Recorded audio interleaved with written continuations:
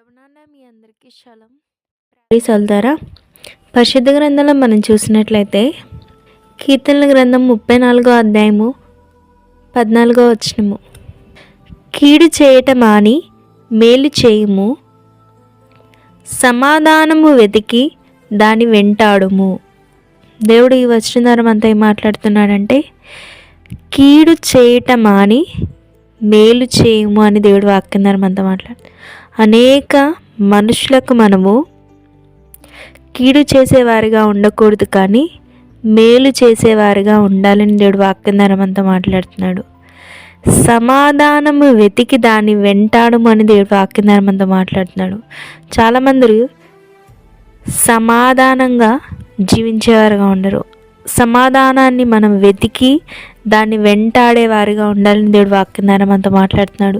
ప్రియ సహోదరి సోదరా, మనం చేస్తున్న పనుల్లో, మన స్నేహితులతో, బంధుమిత్రులతో, అనేక మందితో మనము సమాధానము కలిగి ఆ సమాధానాన్ని మనము పొందుకొని జీవించేవారుగా ఉండాలి.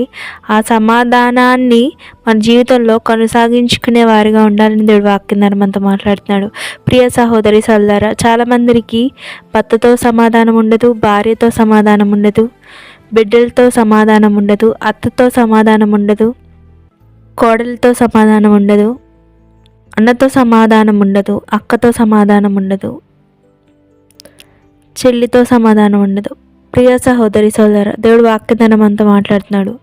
సమాధానమును నువ్వు వెతికి దాని వెంటాడము అంటే నువ్వు సమాధానం కలిగి జీవిస్తూ ఉండాలని దేవుడు వాక్యధనం అంతా మాట్లాడుతున్నాడు. ప్రియ సహోదరి సోదర, ప్రతి ఒక్కరము మనము సమాధానము కలిగి జీవించేవారిగా, సమాధానాన్ని మనము వెతికి దాన్ని వెంటాడేవారిగా, అంటే మన జీవితంలో ఎల్లప్పుడూ మనము సమాధానము కలిగి జీవిస్తూ ఆ సమాధానముతో మనము కొనసాగేవారిగా ఉండాలని దేవుడు వాక్యం ద్వారా మనతో మాట్లాడుతున్నాడు.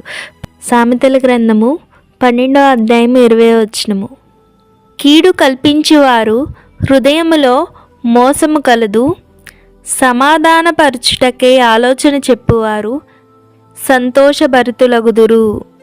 కీడు కల్పించేవారంట వారి హృదయంలో మోసం ఉంటుందంట. సమాధానపరచుటకే ఆలోచన చెప్పువారు సంతోషభరితులగుతారు. ఎవరైనా సమాధానపరచుటకే ఆలోచన చెప్పువారు ఉండినట్లయితే వారు సంతోషభరితులవుతారని దేవుడు వాక్యం ద్వారా మనతో మాట్లాడుతున్నాడు. ప్రియ సహోదరి సోదరా, అనేక మందిని మనం చూస్తాం. కీడు కల్పించేవారు అంటే ఎదుటివారికి మోసం చేసి, వారి దగ్గర అన్యాయం చేసి, సంపాదించి అలాగా ఉండేవారు. వారి హృదయంలో ఎప్పుడు మోసమే ఉంటుంది. చాలామందిని మనం చూస్తాం. దేవుడు ఇచ్చే సమాధానాన్ని కలిగి వాళ్ళు సమాధానంతో మాట్లాడుతూ, సమాధానంతో ఆలోచిస్తూ వారి జీవితంలో ఎప్పుడు సంతోషంగా ఉంటూ ఉంటారు. ప్రియ సహోదరి సోదరా, దేవుడు వాక్యం ద్వారా మనతో మాట్లాడుతున్నాడు. నీవు సంతోషకరంగా ఉండాలి అంటే నీవు సమాధానం కలిగి ఉండాలి. చాలామంది వారి జీవితంలో సంతోషకరంగా ఉండకపోవడానికి కారణం ఏంటంటే వారి జీవితంలో ఎవరి పట్ల అసమాధానం కలిగి ఉన్నారు కాబట్టి. దేవుడు వాక్యం ద్వారా మనతో మాట్లాడుతున్నాడు. సమాధానపరచుటకే ఆలోచన చెప్పువారు సంతోషభరితులగుదురు. ప్రియ సహోదరి సోదరా, సమాధానపరచుటకే ఆలోచన చెప్పేవారు సంతోషంగా ఉంటారు. చాలామంది చూసినట్లయితే ఎవరికైనా గొడవలు అయినట్లయితే, ఎవరైనా శత్రువులు ఉన్నట్లయితే, కుటుంబ సమస్యలు వల్ల ఎవరైనా గొడవలు పడినట్లయితే వాళ్ళు ఏం చేస్తారండి, సమాధానపరిచే మాటలు మాట్లాడరు. ఇంకా గొడవలు ఎక్కువ అవ్వడానికి అసమాధానమైన మాటలు మాట్లాడుతూ ఉంటారు. ఇంకా సమస్యను పెంచే విధంగా చేస్తారు. దేవుడు వాక్యం ద్వారా మనతో మాట్లాడుతున్నాడు. మనము సమాధానపరచుటకే ఆలోచన చెప్పి వారై ఉన్నట్లయితే మనము సంతోషభరితులు అవుతాము. ప్రియ సహోదరి సోదరా, సమాధానం కలిగి ఉండి అనేకులతో మనము సమాధాన పడండి అని మనము ఆలోచన చెప్పినట్లయితే మనము సంతోషకరమైన జీవితాన్ని జీవించేవారుగా మనం సంతోషభరితులు అవుతామని, అనేకులకి మనము పంచిన సమాధానం ద్వారా వారి జీవితాల్లో కూడా మనము సంతోషాన్ని నింపేవారుగా ఉంటామని దేవుడు వాక్యం ద్వారా మనతో మాట్లాడుతున్నాడు. ప్రియ సహోదరి సోదరా, గలతీ 5:22 అయితే ఆత్మఫలమేమనగా ప్రేమ, సంతోషము, సమాధానము, దీర్ఘశాంతము, దయాలత్వము, మంచితనము, విశ్వాసము, సాత్వికము, ఆశా నిగ్రహము. ప్రియ సహోదరి సోదరా, ఆత్మఫలాల్లో మూడోది ఏంటండి? సమాధానము. దేవుడు వాక్యం మనతో మాట్లాడుతున్నాడు. దేవుని ఫలాల్లో, ప్రియ సహోదరి సోదరా, ఆత్మ ఫలాల్లో మనం ఫలించేవారుగా ఉండాలి. అంటే ఆత్మ ఫలాల్లో ఒక శ్రేష్టమైన ఫలం ఏంటంటే అండి, శ్రేష్టమైన ఫలము సమాధానము.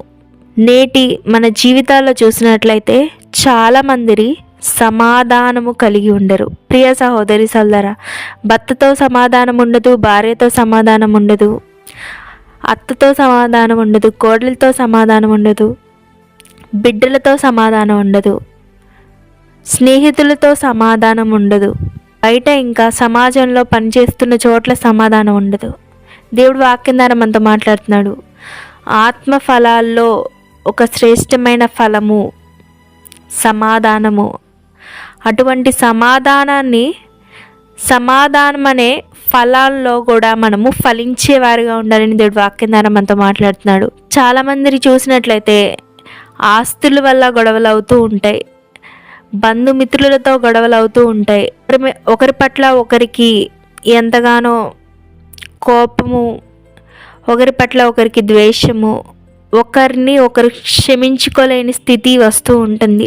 మనము విశ్వాసులం, దేవుని నమ్ముకున్న వారం, దేవుడితో నడిచేవారం, యేసు రక్తంలో కడగబడిన వారం మనము.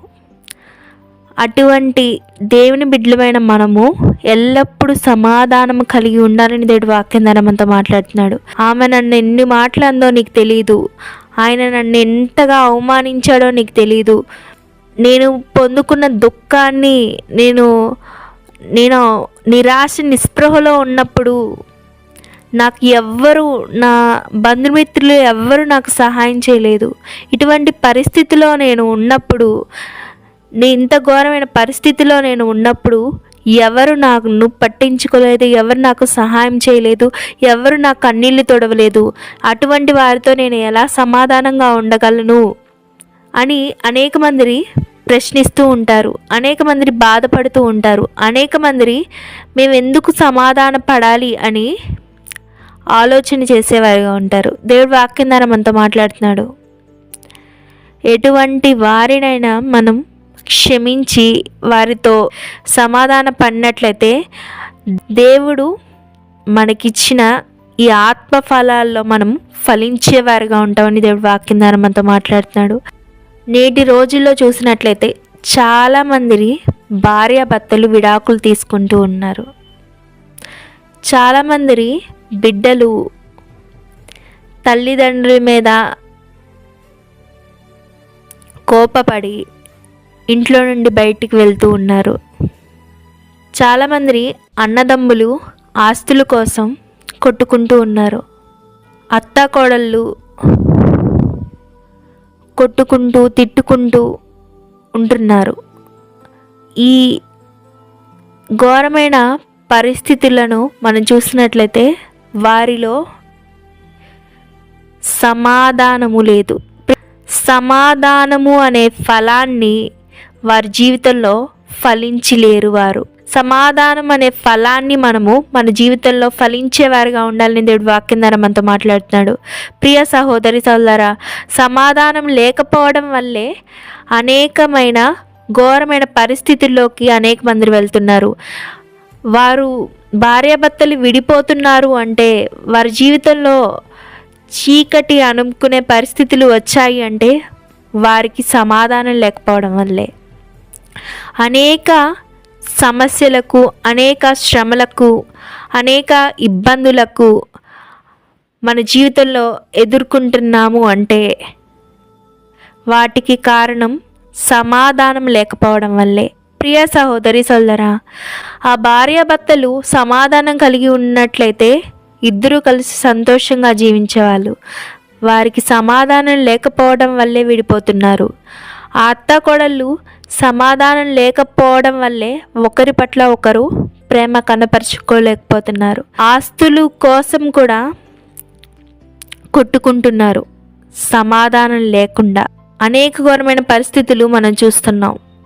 మనుషులు సమాధానం లేకుండా దేవుడు ఇచ్చిన ఆత్మ ఫలమైన సమాధానము అనే ఫలాన్ని ఫలించకుండా ఉంటున్నారు. చాలామంది స్నేహితులు కూడా విడిపోతూ ఉంటారు.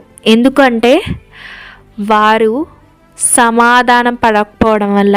చూసినట్లయితే మనము మన జీవితంలో ఎన్నో పాపాలు చేసాం, ఎంతగానో దేవుణ్ణి బాధ పెట్టాం, ఎన్నో అవిధేయత పనులు చేశాము, ఎంతగానో దేవునికి గాయాలు లేపాము. కానీ ఎన్ని మనం చేసినా దేవుడు మనల్ని క్షమించి ప్రేమించి ఆయన ప్రేమను మనకు అనుగ్రహించి మనం చేసిన ప్రతి ఒక్క పాపాలను యేసు రక్తంలో కడిగి తండ్రి దగ్గర మనకి ఉన్నతమైన సమాధానాన్ని అనుగ్రహించాడు. కానీ మనం మాత్రం సమాధానాన్ని పొందుకుంటున్నాము, కానీ ఎదుట వారితో సమాధానంగా ఉండేవారిగా ఉండట్లేదు. ప్రియ సహోదరి సోదరా, మనల్ని మనం పరీక్షించుకోవాలి. ప్రతి మనిషితో మనము సమాధానంగా ఉండాలని దేవుడు వాక్యం ద్వారా మనతో మాట్లాడుతున్నాడు. సమాధానము అనే ఆత్మ ఫలాన్ని మనము మన జీవితంలో ఫలించేవారిగా ఉండాలని దేవుడు వాక్యం ద్వారా మనతో మాట్లాడుతున్నాడు. హెబ్రీలకు రాసిన పత్రిక 12వ అధ్యాయం 14వ వచనము, అందరితో సమాధానమును పరిశుద్ధతయు కలిగి ఉండుటకు ప్రయత్నించుడి.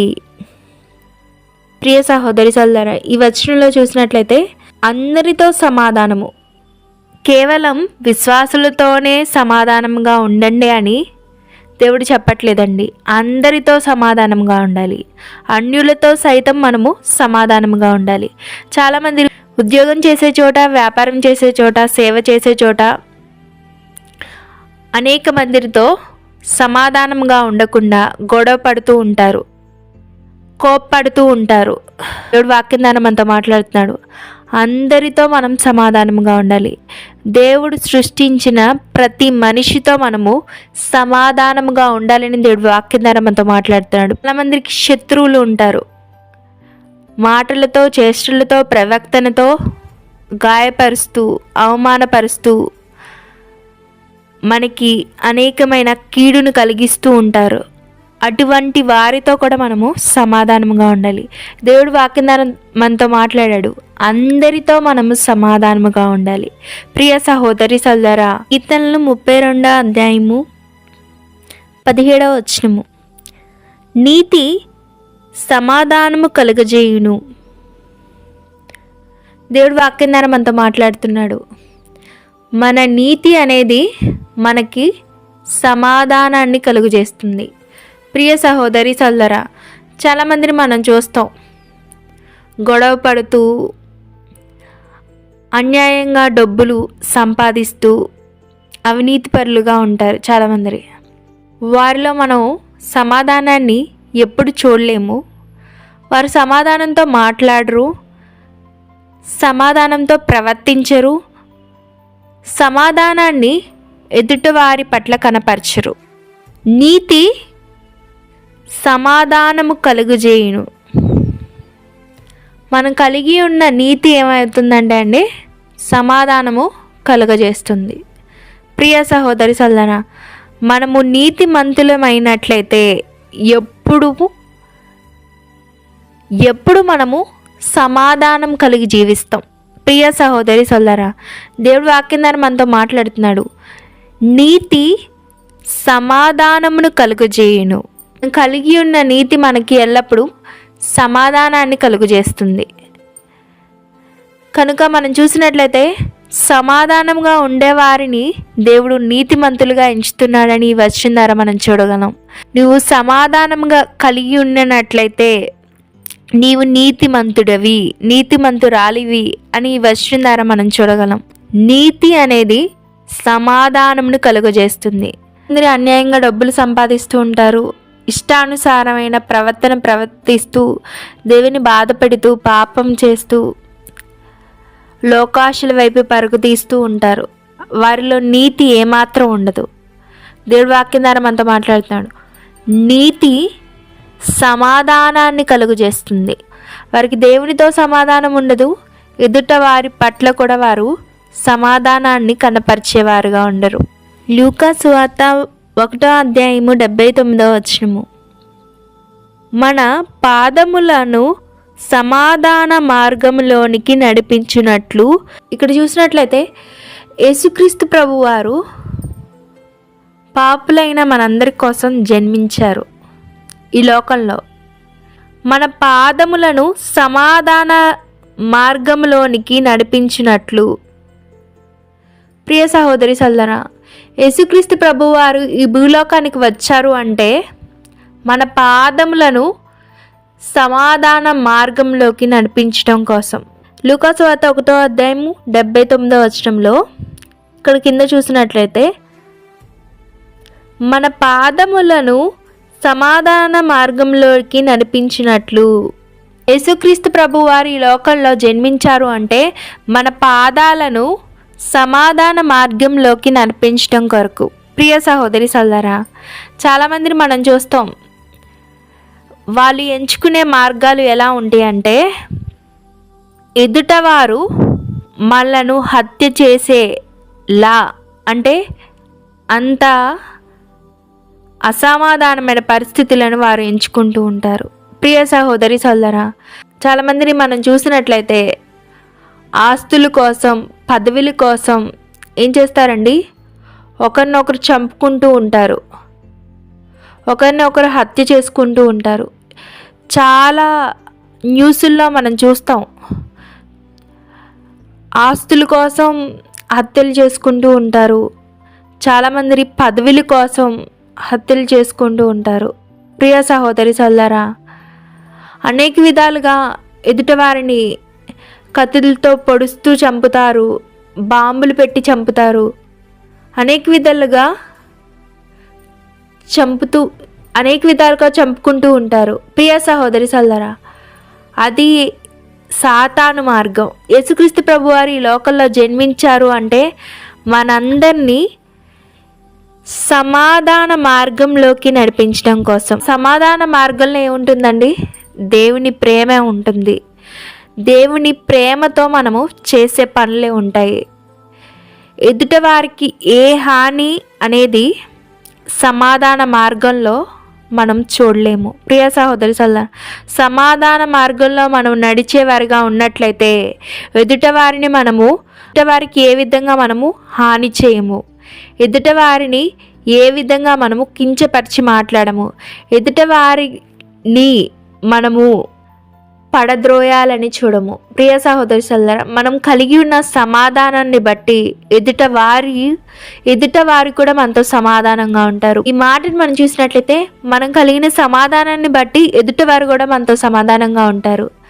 మనం ఎవరితో అయినా ప్రేమగా సమాధానంగా మాట్లాడినట్లయితే ఏం చేస్తారండి, వారు కూడా మరి ఎక్కువగా ప్రేమగా సమాధానంగా మాట్లాడతారు. ఎవరైనా మనం కోపంతో ఒక మాట అన్నట్లయితే ఏమంటారండి, వారు కోపంతో 10 మాటలు అంటారు.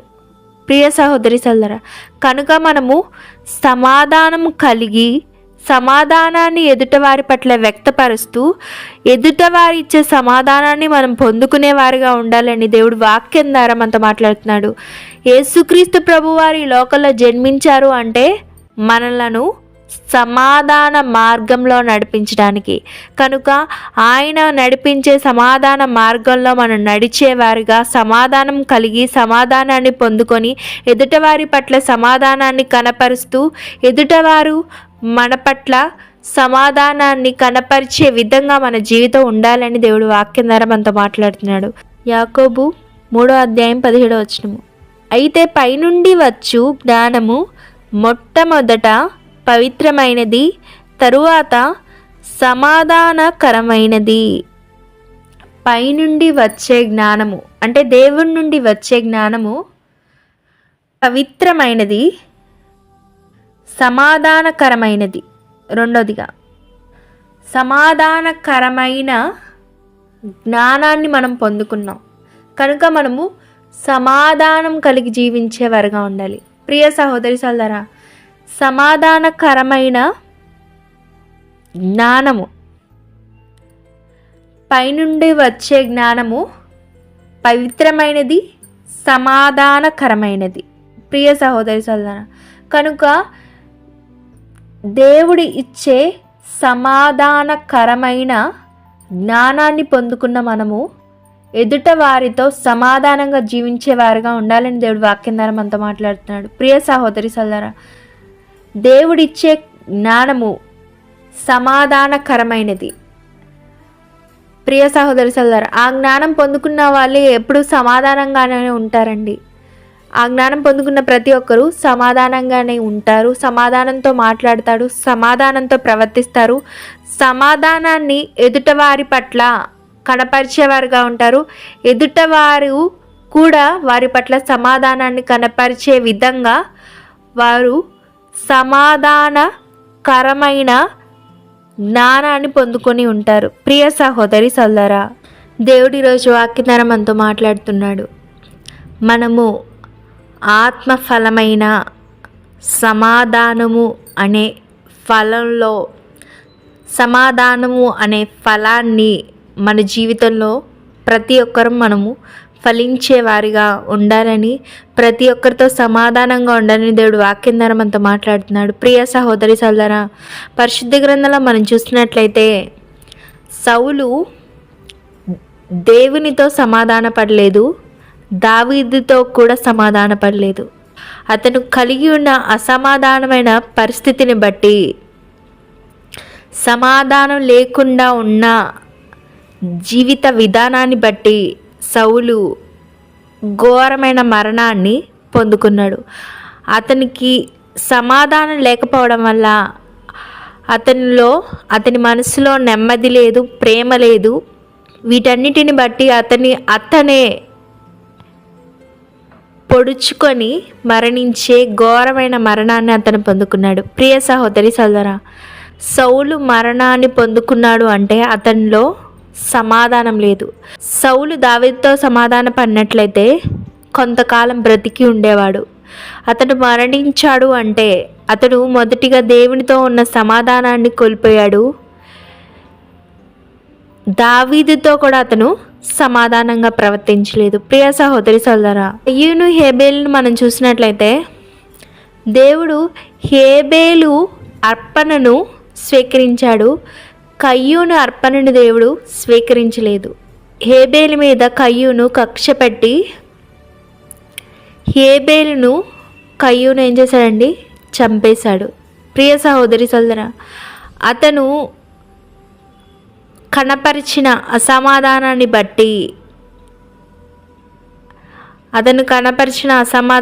బట్టి దేవుడు ఏం చేశాడండి? కయ్యూను హేబేలు పట్ల సమాధానాన్ని కనపరచకపోవడం వల్ల దేవుడు ఏం చేశాడండి? దేవుడు కయ్యూనును ఏం చేశాడండి? శపించాడు. ప్రియ సహోదరి సోదరా, దేవుడు కయ్యూనికి ఘోరమైన శిక్ష ఇచ్చాడు. ఏంటంటే అతడు నేలను సేద్యపరచాలని ప్రయత్నించిన పంట పండదు. అతనికి జీవితాంతం దుఃఖమే ఏర్పడుతుంది. అతడు దేశ దిమ్మరై తిరుగుతాడు అని దేవుడు ఘోరమైన శిక్షను కయ్యూనికి ఇచ్చాడు. ప్రియ సహోదరి సోదరా, సమాధానకరంగా ఉండకపోతే ఎంత ఘోరమైన శిక్ష పొందుకుంటారు అని దేవుడు ఈరోజు వాక్యం ద్వారా మనతో మాట్లాడుతున్నాడు. ప్రియ సహోదరి సోదరా, కయ్యూను హేబేలుతో సమాధాన పడకపోవడం వల్ల ఘోరమైన శిక్షను పొందుకున్నాడు. కనుక ప్రతి ఒక్కరితో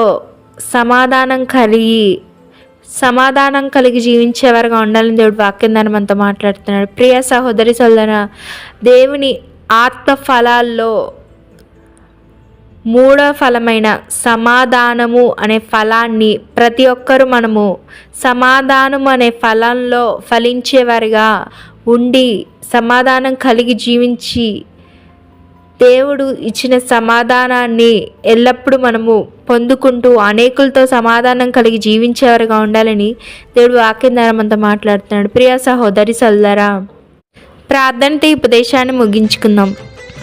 పరిశుద్ధుడైన తండ్రి, వందనాలు, కృతజ్ఞతాస్తుతులు తండ్రి. అయ్యా, ఈరోజు వాక్యం ద్వారా అనేక విషయాలు మాతో మాట్లాడినందుకు వందనాలు, కృతజ్ఞతాస్తుతులు తండ్రి.